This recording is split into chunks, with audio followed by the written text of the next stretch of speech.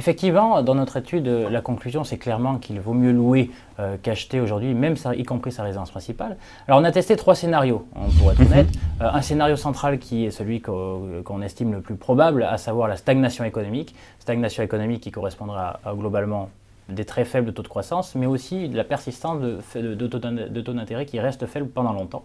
Et 2 scénarios alternatifs, celui d'un rebond de l'économie, plus de croissance avec des taux d'intérêt du coup qui légitimement remonteraient. Et un dernier scénario qui serait le scénario à l'espagnol, on va dire catastrophe, avec pas de croissance. Un effondrement de l'économie. Voilà, un effondrement de l'économie avec malgré tout une explosion des taux d'intérêt au regard de la défiance des étrangers sur le pays. Alors votre scénario central, c'est en effet un scénario de stagnation économique, mais également celui d'une baisse de 30% des prix de l'immobilier. Est-ce que ce n'est pas justement la faille de votre raisonnement afin de déterminer s'il faut acheter ou louer ? Donc on ne s'est pas posé la question dans le vide. On a déjà beaucoup travaillé en fait sur l'évolution de prévisions en termes de prix de l'immobilier en France, que ce soit d'ailleurs à Paris mais aussi en province. Nos conclusions sont clairement déflationnistes, moins 30%. Pourquoi moins 30%? Les prix de l'immobilier dépendent de 3 choses, on va dire. Des facteurs structurels. En gros, il faut compter les acheteurs par rapport aux vendeurs. Les acheteurs dans l'immobilier, c'est en général les 20-59 ans, les vendeurs les plus de 60 ans.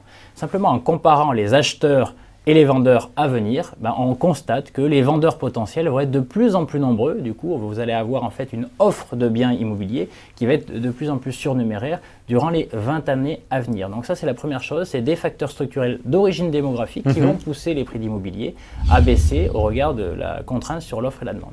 Deuxième facteur plus technique, celui de la capacité d'emprunt. Les prix, c'est toujours le rapport entre l'offre et la demande solvable. Donc on s'interroge sur la solvabilité de la demande des potentiels acquéreurs, ces fameux 20-59 ans. Ça dépend beaucoup des établissements financiers et de leur capacité d'emprunt.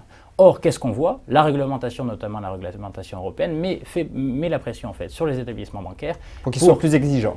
Soit plus exigeants en termes de pourcentage d'apport initial, mais aussi souvent en termes de durée des emprunts. Ce qui fait qu'on avait sur la dernière salve d'achat des emprunts qui souvent allaient jusqu'à 25 ans et qu'on constate dès à présent qu'on descend vers des niveaux de durée d'emprunt qui tournent plutôt autour de 18-20 ans. Ça a un impact extrêmement fort, puisque quand vous diminuez la durée d'emprunt, votre capacité à emprunter diminue, donc votre capacité à mobiliser de l'argent et à acheter plus cher diminue.